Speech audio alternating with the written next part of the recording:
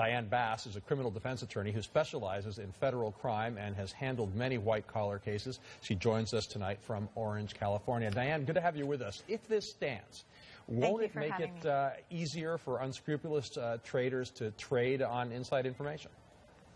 Not at all. I think that what the Second Circuit did with this decision was that they upheld the rule of law.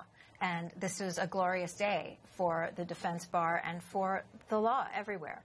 Basically, what the judges said in the Second Circuit was that a person has to have an intent.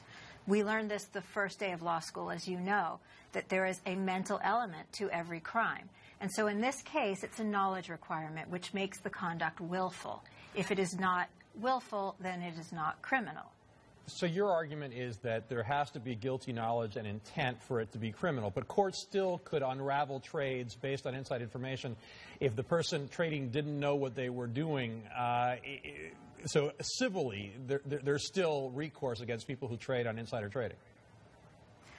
I'm not a civil practitioner. I would imagine that there would still be recourse, but criminally, they can't be liable if there's no knowledge. If they don't specifically know that the person that provided the information was an insider with a fiduciary duty to the corporation, then they are not culpable criminally. But doesn't this go too far? I mean, why take it further and say that the person trading on inside information needs to know that the tipster was getting some benefit? I can understand about the knowledge. You know, I know that if I have inside information and I take advantage of it, I certainly shouldn't avoid criminal liability. But should I avoid criminal liability just because I didn't know the tipster was getting any benefit? You know, I think that, yes, absolutely. I think that why is that even something that you should consider? If you don't know that this person is getting a benefit, then that makes you even less criminally liable.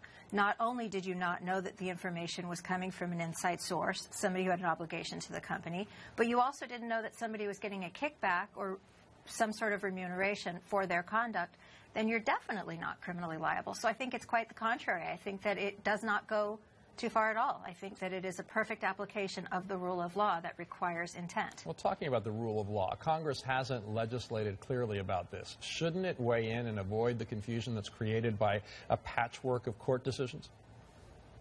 Well, that's always the question, whether the legislature should decide the law or whether the Supreme Court should. In this particular case, I tend to agree with you only because this petition for cert is asking the Supreme Court to decide on the rule of law because there is a split in the circuits.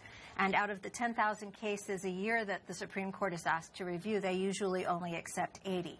So it has to be a very special issue, or it has to be something that has grave importance. And again, if it is that gravely important, certainly the legislature should weigh in. Now, if the Supreme Court does not grant cert or takes it and lets the decision stand, could we see, prosecutors are worried about this, a whole bunch of convictions overturned? It depends. If it's a constitutional issue, there are different ways to appeal cases in federal court. There's a 2255, which has to be based on new evidence or a change in the law or a constitutional error. And it is possible that certain people within certain circuits could be asking to have this reversed. Again, there is still a split in the circuit, so it depends on which court your case was heard in. Complicated but important.